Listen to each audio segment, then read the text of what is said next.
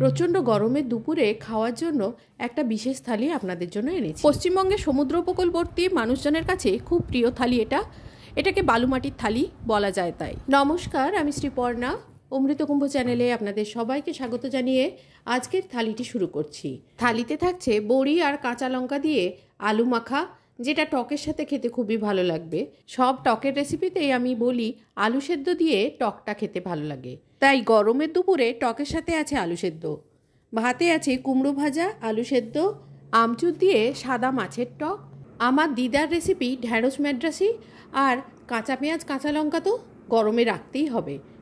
আসুন থালিটি শুরু করা যাক। প্রথমেই আমি আপনাদের মাছের টক রান্নাটা দেখাবো। এখানে আমি কাতলা মাছের টক রান্না করেছি। টক রান্না করার জন্য নিয়ে নিয়েছি 4 পিস কাতলা মাছ। এই টক কাতলা মাছ ছাড়াও রুই মাছেও ভালো হয়। দিয়ে দিচ্ছি মাছে পরিমাণ মতো নুন, সামান্য পরিমাণ গুঁড়ো হলুদ দিয়ে দিচ্ছি। মাছের সাথে নুন হলুদ ভালো করে মাখিয়ে নিয়ে 10 মিনিটের জন্য ম্যারিনেট করতে দিচ্ছি। মাছটা রেখে আমচুরগুলো আমি ভিজিয়ে নেব। শাঁসওয়ালা আমের আমচুর বানিয়ে সারা বছরের জন্য সংরক্ষণ করে রাখি। এই আমচুর 1 বছর নয়, রোদে দিয়ে 3-4 বছর ব্যবহার করা যায়। এটা আমার গত বছরের বানানো আমচুর।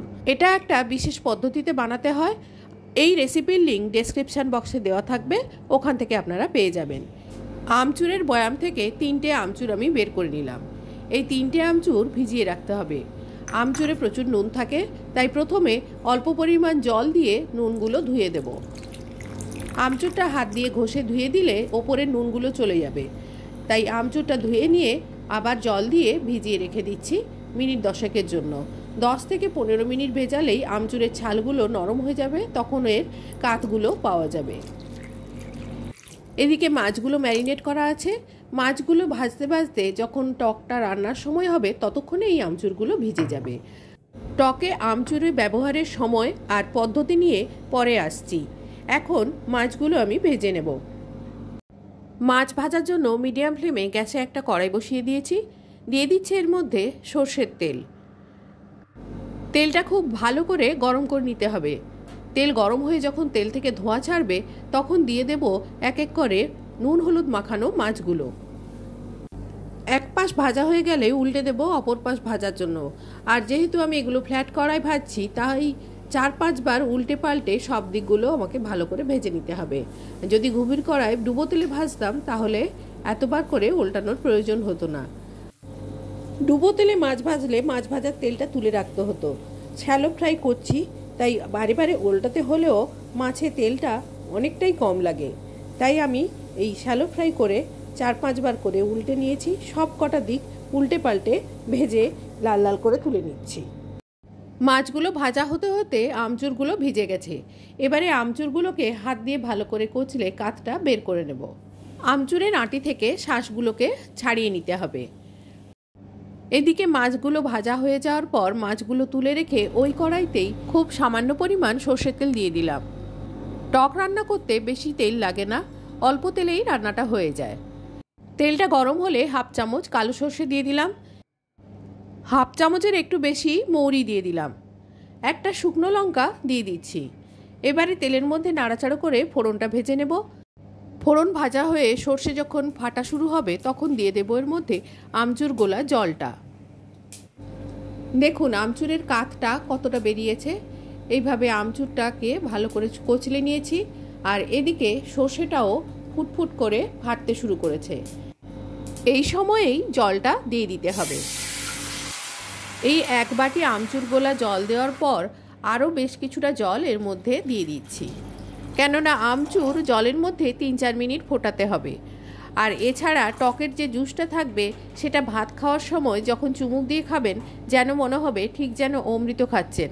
এটা যদি আপনারা বানিয়ে খান, তখন বুঝতে পারবেন কতটা সুন্দর খেতে হয়। আর এই প্রচণ্ড গরমে এটা ভীষণই তৃপ্তিদায়ক একটি খাবার। অল্প পরিমাণ নুন দিয়ে দিলাম। পরিমাণ মতো গুঁড়ো হলুদ দিয়ে দিচ্ছি।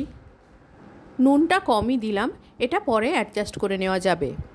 নুন হলুদ মিশিয়ে নিয়ে এই জলটাকে 3-4 মিনিট ফুটিয়ে নেব, যাতে আমচুর থেকে টকটা আরও ভালোভাবে বের হতে পারে।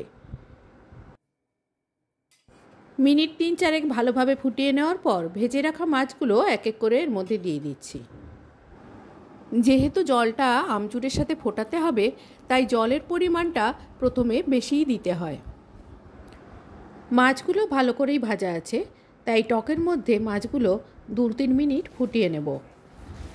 টক জলে ফোটালে মাছের মধ্যে টকটা চলে যাবে। মাছগুলো উল্টে পাল্টে টকের মধ্যে ফুটিয়ে নেওয়ার পর দিয়ে দিচ্ছি এর মধ্যে সর্ষে বাটা। আমি এখানে 1 চামচ সর্ষে বাটা ব্যবহার করছি। টকে সর্ষে বাটা না দিলেও চলে, কিন্তু খুব সামান্য পরিমাণ সর্ষে বাটা দিলে এর স্বাদটা আরও ভালো খোলে। তাই অল্প পরিমাণ সর্ষে বাটা দিয়ে সর্ষে বাটার সঙ্গে ফুটিয়ে নিতে হবে মিনিট খানেক। এই সময় নুনটা চেক করে নিতে হবে। নুন চেক করে নেওয়ার পর দিয়ে দিচ্ছি এর মধ্যে 1.5 চামচ চিনি। চিনিটা দেওয়ার পরেও চেক করে নেবেন মিষ্টিটা ঠিক আছে কিনা। যদি টক বেশি হয় চিনির পরিমাণ আর একটু দিতে হবে। টক মিষ্টিটা নিজেদের পছন্দ মতো দেবেন। এই টকের ভাগটা বেশি থাকে আর মিষ্টির ভাগটা অল্প পরিমাণ থাকে। টক মিষ্টির ব্যালেন্সটা এমনই হয়, খেতে খুবই সুস্বাদু হয়। এবারে চিনিটা ভালো করে এর মধ্যে গুলিয়ে নিয়ে গ্যাসটা অফ করে দিচ্ছি। টকটা বাটিতে ঢেলে পরিবেশন করে দেখাচ্ছি, আর তারপরে কড়াটা ধুয়ে পরবর্তী রান্নায় আমি চলে যাব। সবার প্রথমে টক করার উদ্দেশ্য, যেহেতু টকটা মাছের মধ্যে ভালোভাবে পচে যাবে, আর যত বেশি সময় ধরে এটা রান্না করা থাকবে তত স্বাদটা আর বেশি খুলবে। সেই জন্য সবার প্রথমে টকটা করে নিয়ে বাকি রান্নাগুলো আমি করব। প্রচণ্ড গরমের দুপুরে এই একটা মাছের টক আর তার সাথে একটু আলু সেদ্ধ থাকলে আর কোনো কিছুরই প্রয়োজন হয় না। যাই হোক, পরবর্তী রান্নার জন্য আমি কুমড়োগুলোকে এইভাবে কেটে নিয়ে নুন হলুদ মাখিয়ে নিচ্ছি। কুমড়োতে নুন হলুদ মাখিয়ে কড়াইতে সর্ষের তেল গরম করতে দিয়েছি। তেলটা গরম হতে হতে ঢ্যাঁড়সগুলোর মধ্যে আমি জল দিয়ে দিচ্ছি। ঢ্যাঁড়সগুলো জলে ডুবিয়ে রাখছি, তারপর একটা একটা করে আমি এগুলো ধুয়ে নেব।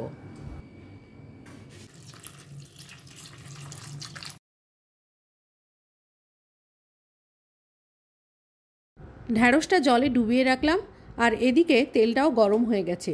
একটা করে কুমড়ো এর মধ্যে আমি দিয়ে দিচ্ছি। এক এক করে সব কটা কুমড়ো এর মধ্যে দিয়ে দিচ্ছি। এরপরে ঢাকা দিয়ে দিলাম। মিনিট 3 ঢাকা দিয়ে রান্না করার পরে একটা করে কুমড়ো উল্টে দিচ্ছি অন্য পাশ ভাজার জন্য। এরপরে আর কুমড়ো ঢাকা দেব না, তাহলে কুমড়ো গলে যাবে একেবারে। এরপর ঢাকা ছাড়াই রান্না করব কুমড়োগুলো। এপিট ওপিট দুপাশই যখন ভালো করে একেবারে লাল লাল হয়ে যাবে, তারপর একটা করে কুমড়ো তুলে নেব। আলু সেদ্ধ আমি আর আলাদা করে সেদ্ধ করিনি, একেবারে আমি ভাতের সাথে আলুগুলো সেদ্ধ করে নেব। একদিকে কুমড়ো ভাজা রান্না করে চাল আর আলুটা আমি রেডি করে নিয়েছি। ভাত একদিকের গ্যাসে বসাচ্ছি, আর আরেক দিকে কুমড়ো ভাজাটা চলছে। কুমড়ো ভাজাটা যখন হয়ে গেল, এবারে কুমড়োগুলো তুলে রেখে ওই কড়াইতে আমি পরবর্তী রান্নাটা করে নেব। ঢ্যাঁড়সটা রান্না বাকি আছে, সেই ঢ্যাঁড়স রান্নাটা করে নেওয়ার জন্য কুমড়োগুলো তুলে নিচ্ছি। কুমড়োগুলো এরকম ভাজা হয়েছে, এবারে এগুলো এক এক করে তুলে নিচ্ছি। সব কুমড়োগুলো তুলে নিয়ে ওই কড়াইতে দিয়ে দিচ্ছি 1/2 চামচ কালো জিরে। কুমড়ো ভাজার পর যে সামান্য পরিমাণ তেল ছিল, এই তেলেই আমি রান্নাটা করে নেব। কুমড়োটা ভাজতে ভাজতে ঢ্যাঁড়সগুলো আমি ধুয়ে এভাবে কেটে নিয়েছি। প্রত্যেকটা ঢ্যাঁড়সের মাথা আর পেছন দিকের একটু অংশ বাদ দিয়ে 1/2 ইঞ্চি করে কেটে নিয়েছি। নাড়াচাড়া করে ঢ্যাঁড়সগুলো তেলের সাথে ভালো করে মিশিয়ে নিলাম। এরপর ঢাকা দিয়ে দিলাম। মিনিট 2 পর ঢাকা খুলে আবার নাড়াচাড়া করে ঢাকা দিয়ে দেব। এইভাবে বারে বারে ঢাকা দিয়ে রান্না করে যাব যতক্ষণ না ঢ্যাঁড়সের আঠাগুলো চলে যায় আর ঢ্যাঁড়সগুলো ভাজা হয়। ঢ্যাঁড়সের এই রেসিপি ডেসক্রিপশন বক্সে লিঙ্ক দেওয়া থাকবে, ওখান থেকে পেয়ে যাবেন। বারে বারে ঢাকা দিয়ে নাড়ার পরে যখন ঢ্যাঁড়সগুলো এরকম ভাজা হয়ে যাবে, এরপরে দিয়ে দেব এর মধ্যে পরিমাণ মতো নুন, পরিমাণ মতো গুঁড়ো হলুদ দিয়ে দেব। নুন হলুদ ঢ্যাঁড়সের সাথে ভালো করে মিশিয়ে নেব। মিনিট খানেক ভেজে নেওয়ার পর দিয়ে দেব এর মধ্যে কুচনো পেঁয়াজ। আমি এখানে একটা মিডিয়াম সাইজের পেঁয়াজ ব্যবহার করেছি। পেঁয়াজটাকে ছোট ছোট করে এভাবে কুচিয়ে নিয়েছি। পেঁয়াজগুলো দিয়ে দেওয়ার পর আবারও নাড়াচাড়া করে ভালো করে ভেজে নেব। পেঁয়াজটা হালকা গোলাপি রং ধরলেই বুঝতে হবে আর ভাজার দরকার নেই। পেঁয়াজের সাথে ঢ্যাঁড়সগুলো ভেজে নেওয়ার পর দিয়ে দিচ্ছি এর মধ্যে কিছু কুচনো কাঁচা লঙ্কা। ঝালটা নিজেদের পছন্দ মতো দেবেন। একটা বড় টমেটো ছোট ছোট করে কুচিয়ে এর মধ্যে দিয়ে দিচ্ছি। এই রেসিপিটা টকটক খেতে হবে টমেটোর জন্য। গরমের উপযোগী এই রেসিপি। হাফ চামচ ভাজা জিরে গুঁড়ো এর মধ্যে দিয়ে দিলাম। নাড়াচাড়া করে সব কিছু একসঙ্গে মিশিয়ে নেব। 30 সেকেন্ড থেকে 1 মিনিট মতো নাড়াচাড়া করে গ্যাসটা অফ করে দিচ্ছি। এবারে আলুটা মেখে নেব। সেজন্য থালায় নিয়ে নিয়েছি নুন, নিয়ে নিচ্ছি একটা কাঁচা লঙ্কা। ঝালটা আবারও বলছি নিজেদের পছন্দ মতো নেবেন। কয়েকটা বড়ি ভাজা গুঁড়ো করে নিয়ে নিলাম। ভাত থেকে আলু সেদ্ধগুলো বের করে নিয়েছি। এবারে আলুগুলো মেখে নিচ্ছি। আলুগুলো মেখে নেওয়ার পর সর্ষের তেল দিয়ে দিচ্ছি। বড়ি ভাজায় তেল আছে, তাই কেউ যদি তেল মনে করেন দেবেন না, নাও দিতে পারেন।